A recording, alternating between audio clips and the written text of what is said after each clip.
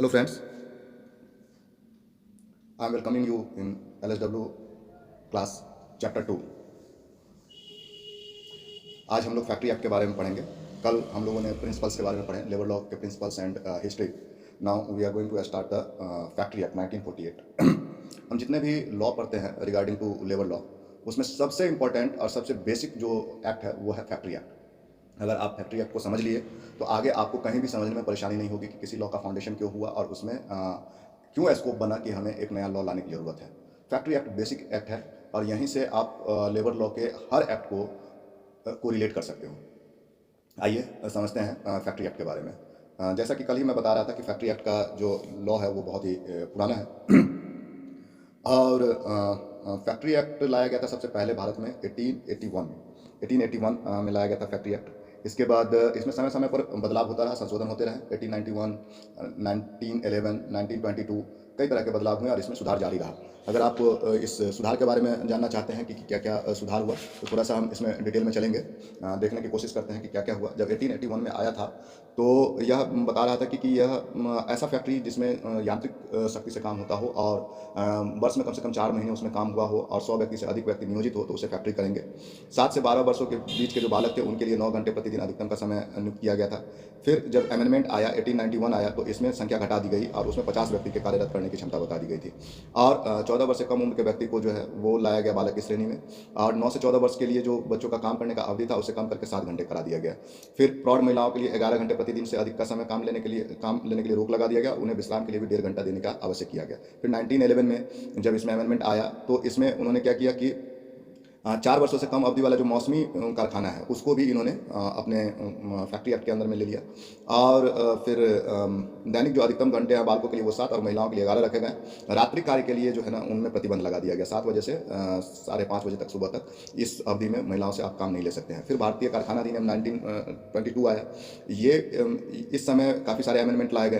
तो इस तरह से हम देखते हैं कि हर बार कुछ ना कुछ एक जो विसंगतियाँ थी और ख़ास करके जो वेलफेयर स्टेट या आप सोशल जस्टिस की बात करते हैं जहाँ पे बालकों का या स्त्रियों का जो है ना सोशल जस्टिस हो सके और उनको एक सहायता प्रदान किया जा सके, तो उसके परिप्रेक्ष्य में काम होता रहा। एडमिनिस्ट्रेटिवली भी काफ़ी सुधार होता रहा कि किस तरह से चलाया जा सकता है फैक्ट्री को। तो अब जो हम लोगों के सामने प्रस्तुत है जिसके ऊपर में हम लोग ज़्यादातर बात करेंगे आगे, उसे कहेंगे फैक्ट्री एक्ट 1948। 1945 में जो लेबर इन्वेस्टिगेशन था, लेबर इन्वेस्टिगेशन आईएलओ द्वारा उस और आईएलओ के द्वारा जो पास हुआ अवधि समय और सिफारिश उसका भी अध्ययन करके और स्टैंडिंग लेबर कमेटी की 9वीं बैठक में विचार विमर्श के बाद 1948 का कानून लाया गया। 1944 में भारत सरकार द्वारा जो नियुक्त था लेबर इन्वेस्टिगेशन कमेटी, उसने भी इसमें काफ़ी योगदान दिया है।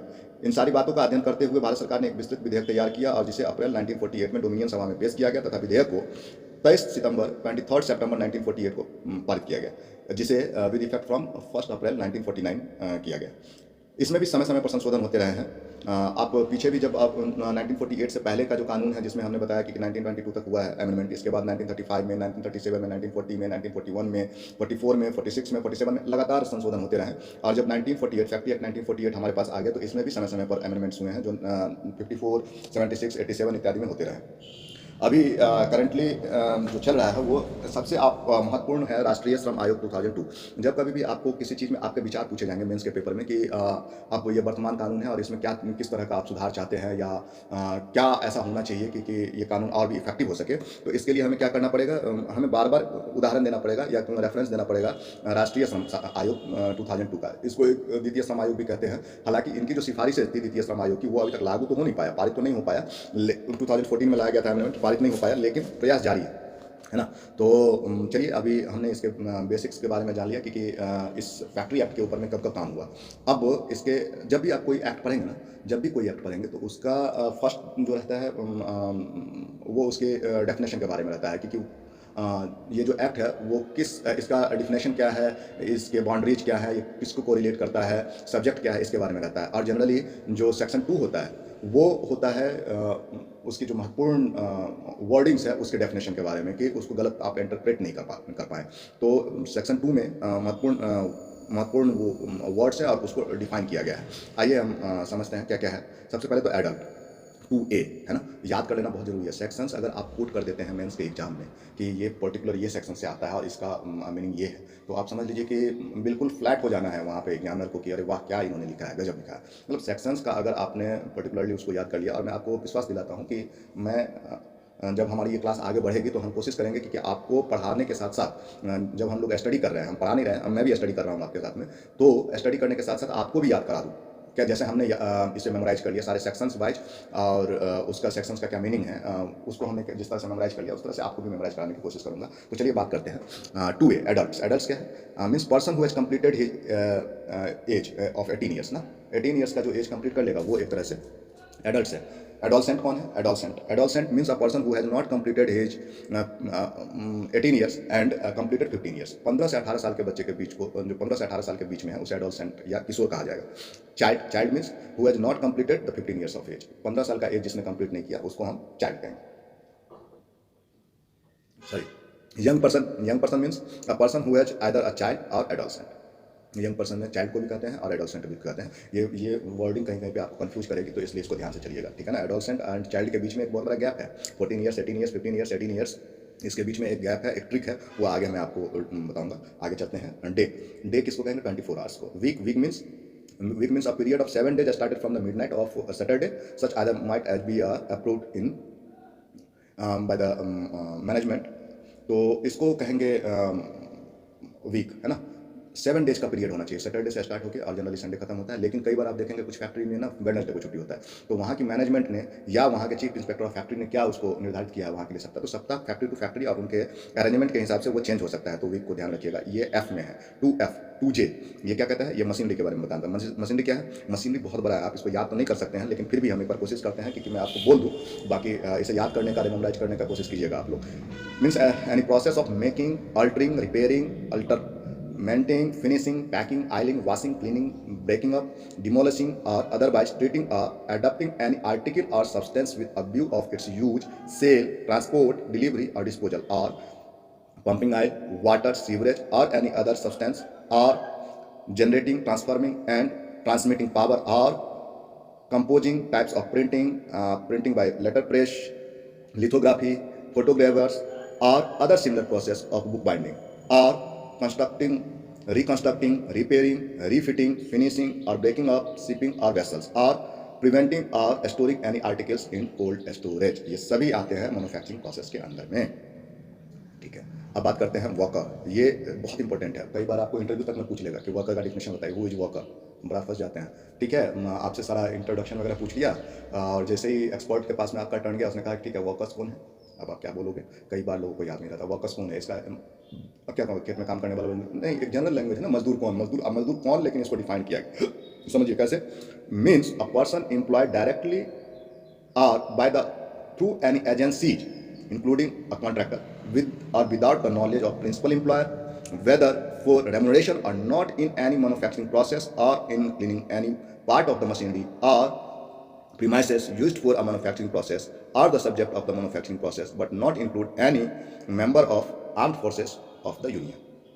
देखिए बड़ा इसमें एक तो इसको ये पूछ सकते हैं आप, जवाब ये दे सकते हैं कि sir as per factory act section 2I, section 2 subsection I, workers की डिफिनेशन ये है, ठीक है ना। जिसमें हम नहीं इंक्लूड करते हैं किसको? जो आर्म फोर्स में एम्प्लॉयड हैं उनको। लेकिन और वो फैक्ट्री की भी वहाँ पर परिभाषा जो कि आपके पास में हमने बता दिया था 2K के अंदर में, कि वहाँ मैन्युफैक्चरिंग प्रोसेस किसको कहेंगे, फैक्ट्री किसको, मैन्युफैक्चरिंग प्रोसेस किसको करेंगे। 2M में आते हैं, फैक्ट्री के बारे में बताएंगे, तो मैन्युफैक्चरिंग प्रोसेस किसको कहते हैं। लेकिन आप इसी से कोरिलेट करते हुए सभी चीज़ को आप दे सकते हैं कि शॉप्स में भी, चाहे वो डायरेक्ट एम्प्लॉयड हो, थ्रू द एजेंसीज हो, या किसी कॉन्ट्रैक्टर के थ्रू हो, या वो रेमुनरेशन के साथ हो या विदाउट रेमुनरेशन हो, वो क्लीनिंग वर्क में लगा हुआ हो, किसी भी तरह से अगर वो परिसर के अंदर में है और कार्य कर रहा है, तो वो सभी किस में ट्रीट होंगे? वर्कर्स में ट्रीट होंगे। Getting my point? तो वर्कर्स की परिभाषा बहुत बड़ी है। जो कोई भी अपार्ट फ्रॉम द मैनेजमेंट उसके अंदर में है, फैक्ट्री परमाइसेस के अंदर में है, और he is involving in do the some work, तो वहीं पे उसे वर्कर ही कहा जाएगा।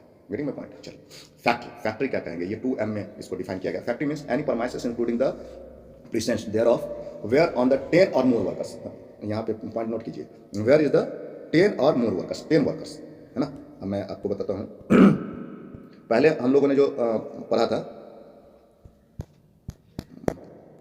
सॉरी, पहले हम लोगों ने जब किया था तो उस समय 100 से स्टार्ट हुआ था 81 में, फिर 50 पे आया, फिर कम होता गया। अभी क्या हो गया है कि 10 और मोर वर्कर्स है ना, तो where on 10 or more workers are working on where working or any day of the preceding working on any day of the preceding 12 months and in part of which a manufacturing process is being carried or with the aid of power or is ordinating so carried on or whereon the 20 or more workers are working on were working on any day of the preceding 12 months and in any part of which a manufacturing process is being carried or without the aid of power as is the ordinarily so carried on but does not include a mine subject to the operation of the Mine Act 1952 or the mobile unit belonging to the armed forces of the Union, a railway running shed or a hotel, restaurant and eating places. ठीक है, अब यहाँ पे बड़े ध्यान से देखिए factory की परिभाषा में क्या क्या महत्वपूर्ण चीज़ है। एक तो यहाँ पे नंबर ऑफ पर्सन 10 फिक्स कर दिया गया है अगर पावर सप्लाई के साथ में काम हो रहा हो, ठीक है ना। और अगर पावर सप्लाई नहीं है, 20 से अधिक आदमी किसी मैन्युफैक्चरिंग यूनिट में काम कर रहा है, जैसे कुटीर उद्योग वगैरह हो गया, जैसे चप्पल बनाने का, अब वहाँ पे मान लीजिए कि एक चप्पल असेंबलिंग का वो कारखाना है, वहाँ पे पावर की जरूरत नहीं है, सिर्फ फीता फीता लगाने का है। वहाँ पे भी अगर 20 से आदमी अगर काम कर रहा है ज़्यादा, तो वो फिर कहाँ आ जाएगा, वो फॉल करेगा कहाँ, फैक्ट्री एक्ट के अंदर में कहाँ फॉल करेगा। अब ये कह रहा है कि भाई माइन एक्ट्स को इससे आप इसको एक्सक्लूड कीजिए, माइन एक्ट्स वाले में माइन को एक्सक्लूड कर दीजिए और आर्म फोर्सेस को एक्सक्लूड कर दीजिए, इसमें उसको मत लीजिए, जो मोबाइल रनिंग यूनिट होती है ना आर्म फोर्स की, उसको एक्सक्लूड कर दीजिए, रेलवे रनिंग सेट उसको एक्सक्लूड कर दीजिए और दोस्तों रेस्टोरेंट को भी एक्सक्लूड कर दीजिए। बट अभी आपको मैं याद दिलाऊंगा, हाल में सुप्रीम कोर्ट का एक बड़ा डिसीजन था रिगार्डिंग फैक्ट्री एक्ट कि रेस्टोरेंट में जो काम कर रहे हैं लोग उसको भी आप इंक्लूड कीजिए फैक्ट्री एक्ट में, क्योंकि वो भी मैन्युफैक्चरिंग एक्टिविटी करते हैं। रेस्टोरेंट मीन्स क्या, अब यहाँ पे क्वेश्चन कैसे सुप्रीम कोर्ट ने ये कह दिया, क्योंकि रेस्टोरेंट का मतलब ये हो गया कि वहीं पे बैठा वहीं पे खिलाओ, लेकिन जहाँ डिलीवरी हो रही है तो मतलब आप क्या कर रहे हो, you are selling the units ना, you are selling somethings to other person. तो इसके लिए आप क्या हो रहा है कि आप अपने मायसे से बाहर जा रहे हो, it means it is not a restaurant, it's a delivery point. और डिलीवरी पॉइंट में अगर 20 से अधिक आदमी काम कर रहा है और with the power more than 10 workers काम कर रहा है, तो वहाँ पे हमें क्या करना पड़ेगा, हमें समझना पड़ेगा कि ये फैक्ट्री एक्ट के अंदर में फॉल करेगा और फिर फैक्ट्री एक्ट में मिलने वाली सारी सुविधाएं उन्हें मिलनी चाहिए। चलिए अब बात करते हैं चैप्टर 3 का। बाकी जो चैप्टर्स हैं मैं शुरू में आपको बताना भूल गया कि कारखाना एक्ट में जो है ना कुल 12 अध्याय है, इसको टोटल 12 अध्याय में वर्गीकृत किया गया है। चैप्टर 3 से चैप्टर 8 में जो श्रमिक की कार्यदशा से संबंधित उनके प्रावधान है, हमें सिर्फ यहीं पे फोकस करना है, चैप्टर 3 से लेकर चैप्टर 8 तक, है ना। अब चैप्टर 3 में हम देखते हैं, चैप्टर 3 में सबसे पहला क्या है, सेक्शन 11। मैं जो ये लिखा हुआ ना 11, 12, 13 ये सब सेक्शंस हैं, तो इस सेक्शंस को आपको अच्छे से याद कर लेना, सेक्शन नंबर याद कर लेना। देखो 10 तक तो आप भूल जाओ, 2 तो हमने आपको बता दिया कि रिलेटेड टू डेफिनेशन है, फिर उसके बाद क्या है कि बाकी चीज़ें उनके उससे रिलेटेड, एडमिनिस्ट्रेशन से रिलेटेड है कि वहाँ पे क्या क्या होगा, मतलब फैक्ट्री के लिए जो इंस्पेक्टर नियुक्त होंगे उसके बारे में है, और बाकी उसके मैनेजमेंट के बारे में वो इंपॉर्टेंट नहीं है।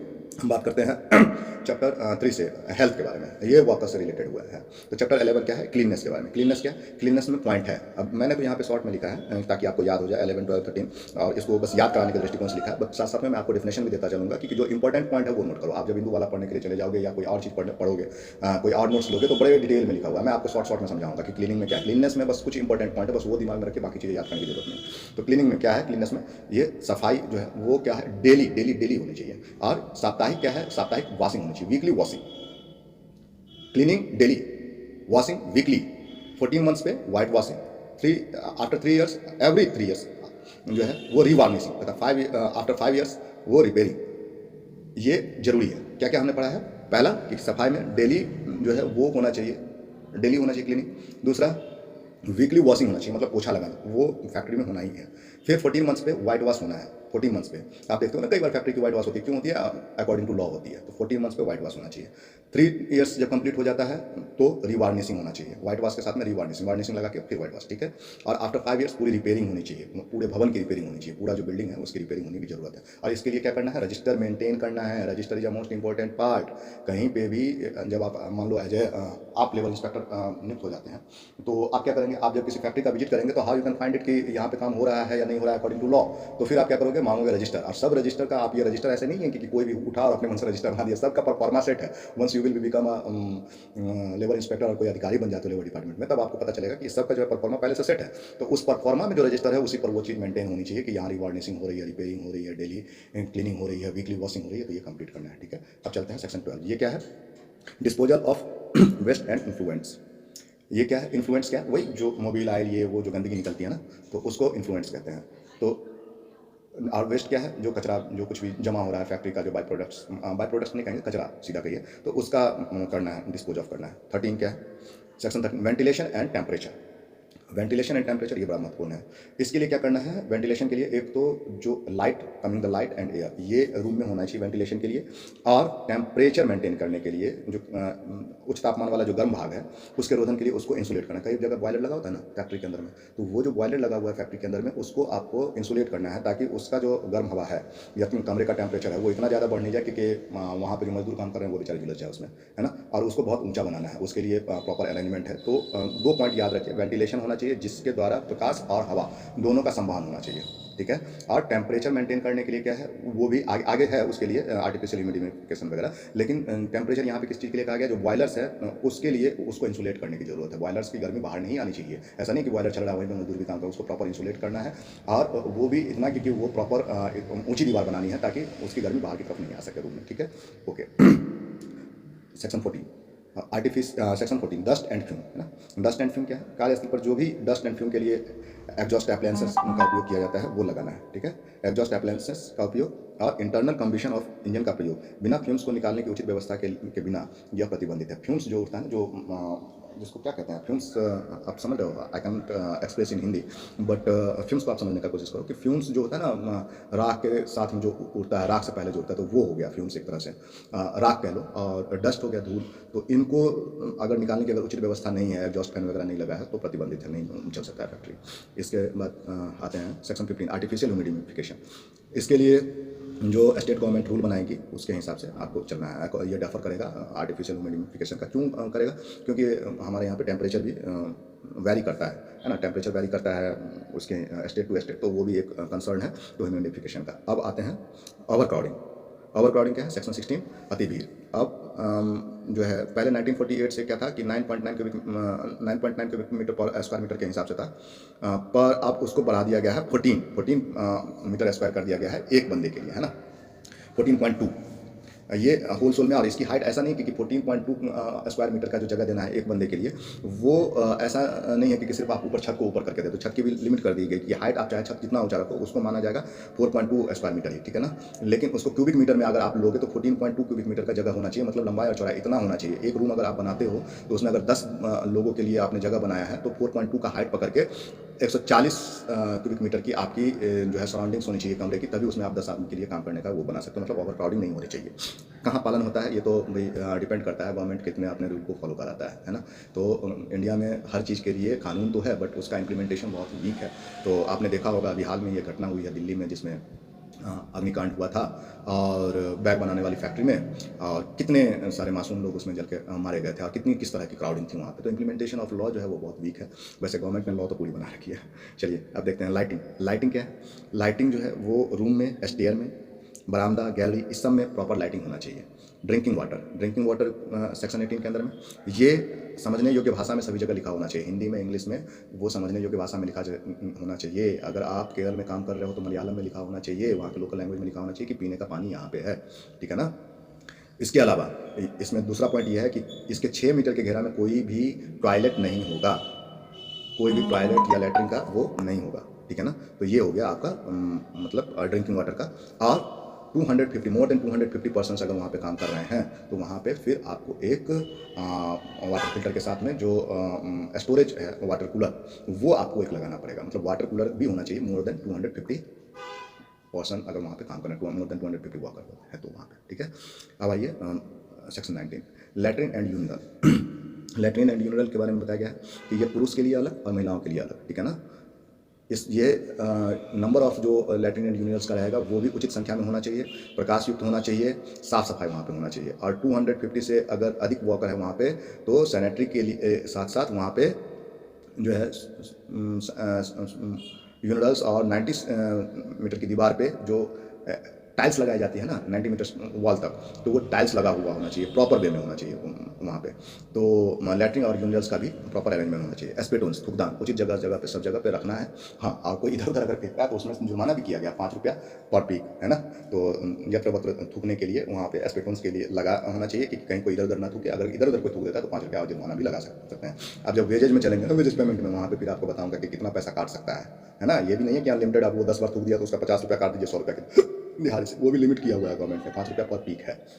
आइए अब बात करते हैं। अब ये इसको पहले याद कर लें, हम लोग इसको याद करते हैं भाई क्या है हेल्थ के अंदर में। चैप्टर 3 हेल्थ, कहाँ से कहाँ तक भाई, 10 से लेके 20 तक, 10 से लेके 20 तक। अब 10 में क्या है, अब 10 को छोड़ देते हैं, 11 से 20 तक। तो 11 से 20 मतलब 10 चीज़ें हैं हेल्थ में। क्या क्या है हेल्थ में? पहला क्या है, क्लीननेस। क्लीननेस किससे होगा? तो वो होगा disposal of waste and influence, dispose of करने से। क्लीनिंग किससे आएगी? डिस्पोज ऑफ करने के लिए। डिस्पोज ऑफ करने के बाद में, डिस्पोज ऑफ तो किसका किया जाता है? इन्फ्लुएंस का किया जा सकता है, वेस्ट वाटर का किया जा सकता है, वेस्ट का किया जा सकता है। लेकिन जो हमारे यहाँ पे धूल कण है और बाकी चीज़ें, तो उसको कैसे करेंगे? उसके लिए वेंटिलेशन की जरूरत है। तो वेंटिलेशन, अब क्लीननेस, डिस्पोजल ऑफ वेस्ट और then ventilation and temperature maintain. Then क्या है, उससे बाहर भी निकलेगी क्या? Dust and fumes. तो डस्ट एंड फ्यूम्स के लिए अरेंजमेंट होना चाहिए। तब डस्ट एंड फ्यूम्स भी बाहर निकल गए तो क्या होगा? आपको आराम की जरूरत होगी, तो मतलब एसी लगना चाहिए, मतलब आर्टिफिशियल ह्यूमिडिफिकेशन होना चाहिए, ठीक है ना। अब जब आप ये देखते हो कि ये ठंड हो गई, यहाँ काम करने लायक ठीक है, तब आपको क्या दिखता है, क्या किस चीज़ से दिक्कत होती है? तब क्राउडिंग से दिक्कत होती है। बहुत क्राउड है भैया, काम करने में मजा नहीं आता, तो ओवर क्राउडिंग। अब एक मजदूर के हिसाब से सोचो कि एक मजदूर अगर एक फैक्ट्री में गया है तो उसको सबसे पहले क्या क्या चीज़ चाहिए होगा? सबसे पहले चाहिए कि यह जगह जहाँ पे हम आए हैं काम करने के लिए वो क्लीन होना चाहिए। दूसरा, यहाँ पे वेस्ट का डिस्पोज ऑफ होना चाहिए। देन वेंटिलेशन है, टेम्परेचर अरेंज होना चाहिए। ये हो जाने के बाद वो देखता है कि डस्ट और फ्यूम्स तो नहीं है, वो नाक पे कपड़ा बांधता है, क्योंकि वो जैसे जैसे रिक्वायरमेंट होगी तो डस्ट एंड फ्यूम्स। फिर आर्टिफिशियल ह्यूमिडिफिकेशन, पूरा एसी वगैरह चले, आपको 10 मिनट के बाद गर्मी भी महसूस होने लगी। पहले तो काम पाने की जल्दी होती है, फिर जब गए तो वो जगह साफ सुथरा है या नहीं है, फिर जब साफ सुथरा है तो फिर वहाँ पे ये सब अरेंजमेंट है या नहीं है, थोड़ा एसी लगा हुआ है या नहीं है। फिर जब एसी लगा हुआ तो अरे यार यहाँ तो बहुत लोग हैं, मतलब हम भी आए भीड़ में, बट अब हमें लग रहा है कि यार इतना भीड़ में कैसे काम करेंगे, तो over crowding management. Over crowding खत्म होगी, अरे यार लाइट ही नहीं है, कैसे काम करेंगे, तो लाइटिंग चाहिए। फिर जब लाइट कुछ देर काम कर लेंगे तो प्यास लगेगी, तो ड्रिंकिंग वाटर चाहिए। जब प्यास पानी पी लेंगे तो क्या होगा, फिर उसको डिस्पोज भी करना है, तो हमें यूनिवर्स भी चाहिए, लैट्रिन यूनिवर्स का भी चाहिए। और हम ये सारी चीज़ें हो जाती है तो हम जब कुछ खाते हैं, कुछ मुंह में किसी ने कुछ पान चबा लिया, तो उसके लिए क्या है, एस्पिरेंस करने के लिए, तो वो एस्पिरेंस का भी अरेंजमेंट चाहिए। तो वेरी इजी, याद कीजिए। पहले से हम लोग चलते हैं, सेक्शन 11 से चलते हैं। Cleanness, dispose of wastage, ventilation and temperature, dust and fumes, artificial humidification, overcrowding, lighting, drinking water, latrine and universe and aspirants. ठीक है, डन, याद हो गया। चलो अब पढ़ते हैं चैप्टर 4। ये क्या कहता है? चैप्टर 4 कहता है आपके सेफ्टी के बारे में, ठीक है। हेल्थ हो गया, तो हेल्थ के बाद सेफ्टी। एचएसई आपने सुना है? एचएसई, उसको एचएसई मतलब हेल्थ सेफ्टी एनवायरनमेंट, है ना। एचएसई हर बड़ी, जब आप किसी कॉर्पोरेट में जाएंगे तो वहाँ पे ये डिपार्टमेंट होता है, ईएचएस डिपार्टमेंट। अभी उसको ईएचएस बोला जाता है, पहले एसएचई बोला जाता था, सेफ्टी हेल्थ एंड एनवायरनमेंट, तो उसको लोग सी साहब कहते थे पहले। सी मतलब लेडीज का वो ना, तो उसे बड़ा खराब लगता था। बाद में उसको बता दिया गया ईएचएस, है ना, ईएचएस डिपार्टमेंट। और हम लोग अगर अपनी भाषा में पढ़ेंगे अकॉर्डिंग टू लॉ तो उसको पढ़ेंगे एचएससी। हेल्थ का पहले पढ़ लिया, चैप्टर 3। अब पढ़ते हैं चैप्टर 4। वहाँ पे क्या है, वहाँ है सेफ्टी। तो सेफ्टी के बारे में पढ़ेंगे, सुरक्षा संबंधी प्रावधान। सुरक्षा में सबसे पहला है फेंसिंग ऑफ मशीनरी। सबसे पहले तो मशीनरी की सुरक्षा होना चाहिए, क्योंकि मशीनरी ही नहीं सुरक्षित रहेगा तो काम कैसे चलेगा। एक minute, fencing of machinery. Then fencing of machinery कैसे करना है, तो ये मूविंग पार्ट्स की भी घेराबंदी करनी है, जो मूविंग पार्ट्स है उसकी घेराबंदी करनी है। Workers on near machine in motion, तो जो वर्कर्स काम कर रहे हैं वो चुस्त पोशाक में होना चाहिए। ऐसा नहीं कोई लुंगी पहन के काम कर रहा है मशीन के ऊपर में, ये अलाउड नहीं है भैया।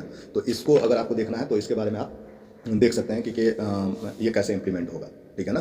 तो कपड़ों का वैसा आपको देखना होगा। देन बस इंपॉर्टेंट पॉइंट बोलूँगा मैं इसमें। लिखा हुआ तो बहुत कुछ रहता है, लेकिन इंपॉर्टेंट पॉइंट हम लेके चलते हैं, क्योंकि आप जब क्वेश्चन पूछेगा ना फैक्ट्री एक्ट के बारे में, तो ऐसा नहीं पूछेगा कि सिर्फ सेफ्टी के बारे में बताइए, ऐसा नहीं पूछेगा, वो मुख्य प्रावधानों के बारे में लिखे। तो आप उतना कुछ तो लिख नहीं पाएंगे, इतना डिटेल में जाने की जरूरत नहीं है। देखिए, मेंस के एग्जाम में सबसे महत्वपूर्ण चीज़ मैं आपको बताता हूँ, you are not here to become a scholar, you are here to clear your exam. So examinee के पॉइंट ऑफ व्यू से पढ़िए, स्कॉलर बनने के लिए मत पढ़िए। मैं हमेशा ही सभी लोगों को सजेस्ट करता हूँ कि भैया अगर आप किसी एग्जाम की तैयारी कर रहे हैं तो एग्जामिनी के पॉइंट ऑफ व्यू से पढ़िए, जहाँ से आपको मार्क्स उठ सकते हैं। ऐसा नहीं कि हमें स्कॉलर बनना है, बहुत लोग इसी बात में पढ़ जाते हैं। नहीं सर, अरे आपने तो इतना ही बताया फेंसिंग ऑफ मशीनरी के बारे में, फेंसिंग ऑफ मशीनरी के बारे में तो इतना कुछ है, ये है वो। अरे भैया, तो उसमें क्या मैकेनिकल इंजीनियर बन जाए फेंसिंग ऑफ मशीनरी करने के लिए? नहीं, जरूरत नहीं है, मैकेनिकल इंजीनियर बनने की जरूरत नहीं है। हम क्या है, एक लॉ के स्टूडेंट बनकर फैक्ट्री एक्ट को पढ़ रहे हैं, और लॉ के भी विशेषज्ञ नहीं बनना है, हमको लॉयर नहीं बनना है, इसलिए उसको बस अध्ययन कर रहा है ताकि हम उसको एग्जामिनेशन हॉल में जाके उसको सेक्शन वाइज लिख सकें, ठीक है ना। तो उतने ही तक हमको पढ़ना है, ठीक है। Getting my point. चलिए आगे बढ़ते हैं। आप भी बोलेंगे सर पता नहीं विषयांतर हो जाते हैं बीच बीच में। नहीं नहीं, जरूरी है ये चीज़ें बताना आपको कि हमें किस तरह से एग्जाम्स में लिखना है। ये मैं सिर्फ इसके लिए नहीं बोल रहा हूँ कि आप हम LSW में कैसे लिखेंगे, सेम वे आप इसको इंप्लीमेंट कर सकते हैं अपने GS के पेपर में भी। ज्ञान होना बहुत जरूरी है, डिटेल में आप पढ़िए, लेकिन उस डिटेल में पढ़ने के बाद आपको जो मेमोराइज हो सकता है वही तो मेमोराइज करोगे भैया। टेराबाइट के हिसाब से तो आप दिमाग में नहीं भर लोगे कि जाके सब तथागत तुलसी तो है नहीं, पूरा स्कैन कर लिया रोबोट की तरह वहाँ जाके छाप दिया, तो और वो अलाउड भी नहीं है, टाइम का भी लिमिट है ना।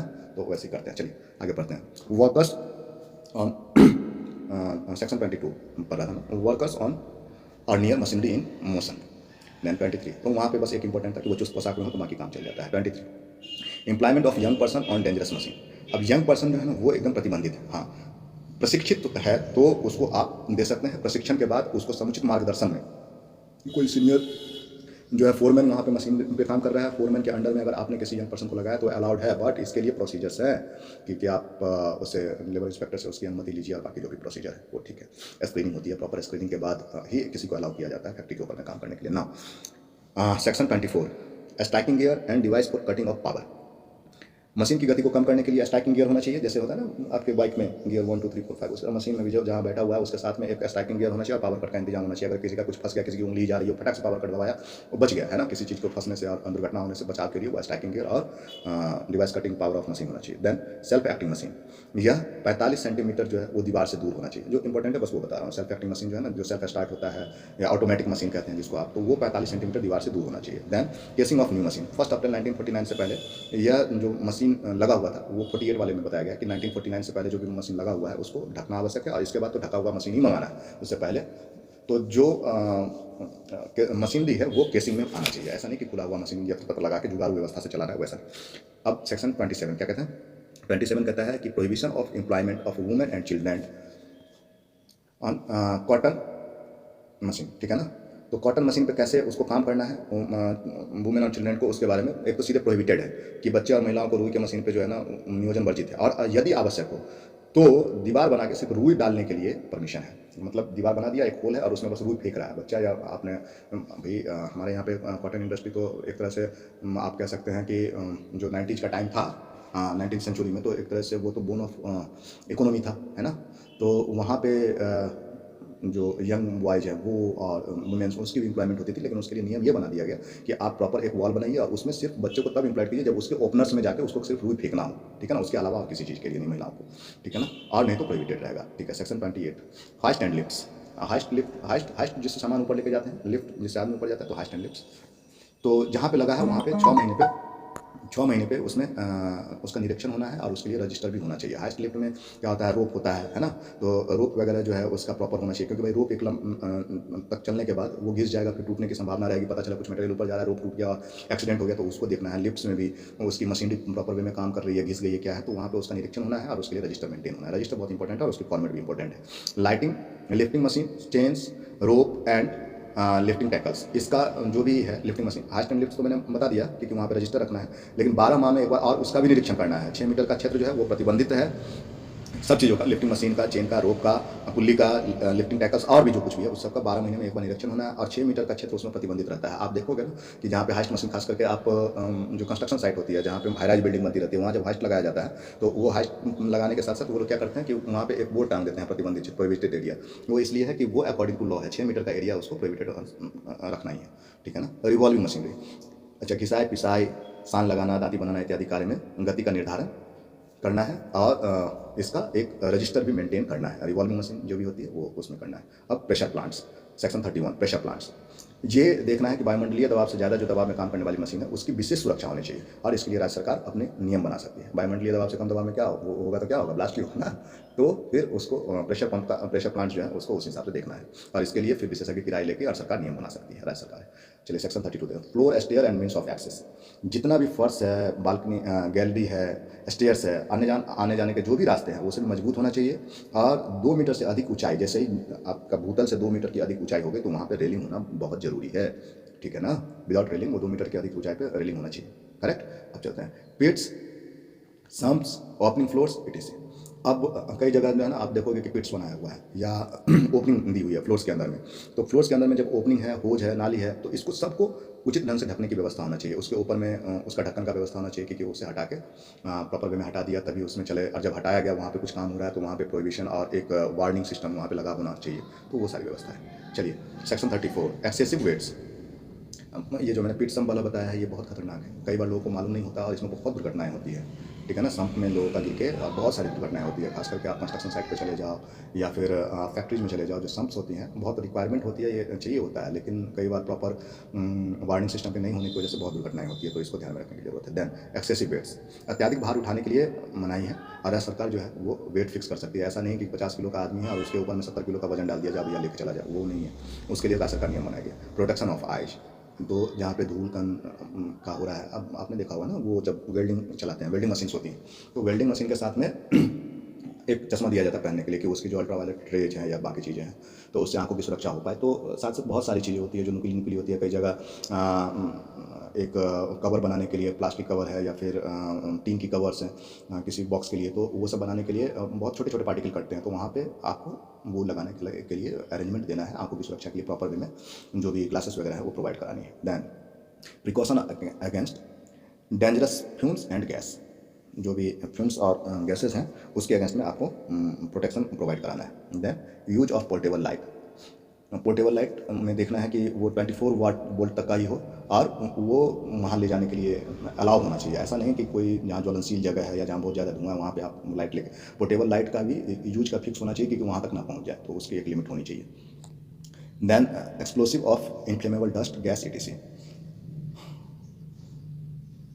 इसका जो है ना इसको रोकने का प्रयास किया जाना चाहिए और इसमें जो छूट है वो राज्य सरकार ही जारी कर सकती है।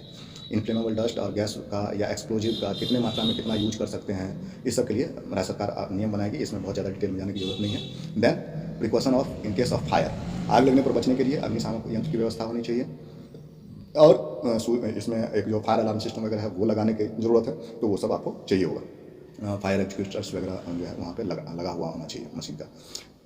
कई जगह फैक्ट्री के अंदर में आपने देखा होगा फायर फाइटिंग बहुत इंपॉर्टेंट है। अब वो जो मैं अभी दिल्ली वाली घटना का आपसे चर्चा कर रहा था, दिल्ली में अगर वो फायर फाइटिंग का प्रॉपर अगर अरेंजमेंट होता तो बिल्कुल ही ये प्रॉब्लम नहीं आती है ना। तो फायर फाइटिंग का अरेंजमेंट बहुत होना जरूरी है, फायर फाइटिंग का अरेंजमेंट होना चाहिए। देन अब बात करते हैं power to required specification of defective parts और टेस्टिंग ऑफ स्टेबिलिटी। ये जो स्पेसिफिकेशन है कई जगह आप देखोगे कि एक हम लोगों को आता था फैक्ट्री से, जिसको हम लोग कहते थे सॉरी मैं नाम भूल गया, तो एक सर्टिफिकेट आता है कि ये जो मटेरियल है या ये जो यूज करने जा रहे हैं तो ये कितना सेफ़ है और नहीं है, उसके बारे में बताया जाता था और उसका यूजिंग मैनुअल्स भी साथ के साथ में आता था। तो ये भी जो है उसकी स्पेसिफिकेशन और डिफेक्टिव पार्ट्स को कैसे यूज कर सकते हैं, उसके लिए क्या मैनुअल्स बनेंगे या नहीं यूज कर सकते क्या मैनुअल्स बनेंगे, तो इसको भी एक आपको प्रॉपर वे में दिया गया है राइट्स किसको, इंस्पेक्टर्स को, है ना, कि वो उसके हिसाब से अपना कानून बना सके और वो वहीं पर निर्देशित भी कर सकता है। Safety of building and machinery, है ना, safety of building and machinery में टूटने गिरने की संभावना है, तो अगर कई पुरानी फैक्ट्री है वहाँ पे बिल्डिंग डेंजर अवस्था में आ गई, टूट रही है, तो वहाँ पे क्या करना है, काम बंद कर देना है और कार्यबंदी का आदेश दे देगा कौन, इंस्पेक्टर अगेन। और maintenance of building 40A maintenance of building के लिए उसको आदेश दे सकता है। 40B में सेफ्टी ऑफिसर्स, सेफ्टी ऑफिसर्स में 1000 से अधिक अगर श्रमिक है तो वहाँ पे सेफ्टी ऑफिसर्स की नियुक्ति करनी पड़ेगी, जिसको आप कहते हो EHS इंस्पेक्टर, जो एम्प्लॉय होता है सेफ्टी साहब, है ना, सेफ्टी ऑफिसर्स, तो वो चाहिए होता है आपको वहाँ पे जहाँ पे 1000 से ज़्यादा एम्प्लॉयड हैं, तो वहाँ आवश्यक रूप से आपको एक EHS मैनेजर या EHS ऑफिसर की नियुक्ति करनी पड़ेगी ताकि वो अपने ड्रिल आउट को देखें। देन सेक्शन 41 क्या कहता है, power to make rule to supplement this chapter, तो ये तो बना ही सकते हैं जो भी है। 1948 का जो भोपाल गैस कांड हुआ था उसके बाद में कुछ और सेफ्टी रूल बनाए गए थे, तो वो इसको पावर प्रोवाइड करता है कौन, 41, है ना, सेक्शन 41 प्रोवाइड करता है गवर्नमेंट को या जो भी अथॉरिटी है, कॉम्पिटेंट अथॉरिटी है, उसको ये पावर प्रोवाइड करता है कि वो एडिशनल मेजर्स ले सके फॉर इम्प्लीमेंटेशन ऑफ सेफ्टी, ठीक है ना। 40A के अंदर में क्या क्या चीज़ें की गई है, 41 में उसका सबसेक्शन है, पहला subsection 1 dangerous operation. Dangerous operation क्या है, खतरनाक काम वाले कारखाना को की सूची बनाना और उसका अलग से नियम बनाएगा राज्य सरकार। Notice in certain accident and disease, जो भी दुर्घटना होती है, ऑक्यूपेशनल डिजीज है, उसकी जानकारी श्रमिक को देना है और सरकार को देना है। ये किसका काम है? अगेन वही अपना जो बंदा है, क्या कहते हैं, इंस्पेक्टर, वो। Then investigation power in case of the accident और डिजीज। कई बार एक्सीडेंट होता जाता है, वहाँ पे मना कर दिया जाता है कि नहीं नहीं आप साहब आ नहीं सकते, फैक्ट्री वाले मालिक ने मना कर दिया है। नहीं नहीं, इंस्पेक्टर को आप मना ही नहीं कर सकते। अगर एक्सीडेंट हुआ है तो इंस्पेक्टर को जाने का बिल्कुल राइट है, और वो इन्वेस्टिगेशन भी करेगा, इन्वेस्टिगेशन रिपोर्ट भी बनाएगा। Then constitution a site appraisal committee, site appraisal committee एक बनेगी और वो जांच का निरीक्षण करेगी, और इसका जो अध्यक्ष होगा वो मुख्य कारखाना निरीक्षक जो है वो इसका अध्यक्ष होगा। कोई भी एक्सीडेंट हो जाने के बाद में कमेटी बनती है और उसको फिर डायग्नोस करती है कि ये केस क्या कैसे हुआ और इसमें किसकी गलती थी, तो ये फाइंडिंग्स करने के लिए, और ये गलती दोबारा रिपीट नहीं हो तो ये भी इंश्योर करने के लिए। तो यहाँ पे आप इस चीज़ को लेके चल सकते हैं। अब मैं समझता हूँ कि चैप्टर थोड़ा लंबा हो जाएगा, तो बाकी चैप्टर वेलफेयर और बाकी चीज़ें जो हैं वेलफेयर्स है, चैप्टर 5 में वेलफेयर्स हैं। देन वेलफेयर्स के बाद आपको को हम पढ़ाएंगे, वेलफेयर्स के बाद वर्किंग आवर्स ऑफ एडल्ट्स है ना, चैप्टर 6 है। देन आपको जानना है इसके बारे में एनुअल लीव, वेजेज, ये सारी चीज़ें आपको एक एक करके जाननी है। तो फिर इसको कल कंटिन्यू करेंगे। फैक्ट्री एक्ट सबसे लंबा है ही, एम्प्लॉयमेंट ऑफ यंग पर्सन, ये भी एक जानना है हमें। तो ये 8 चैप्टर अगर आपने ढंग से समझ लिया तो पूरी लेबर लॉ को समझने में आपको कहीं दिक्कत नहीं होगी। आप इसमें थोड़ा पेशेंस बनाए रखिए, तो जल्दी हम इसको खत्म करेंगे फैक्ट्री एक्ट को, और कल इसको समाप्त कर देंगे बाकी चीज़ों को लेकर। देन आगे चलेंगे, बहुत सारी चीज़ें पढ़नी है। मैं कोशिश करूँगा कि डेली एक एक्ट तो खत्म कर ही दूँ। तो फैक्ट्री एक्ट चूँकि बहुत ही लंबा है तो इसे 2 दिनों के लिए रखते हैं। Thank you so much.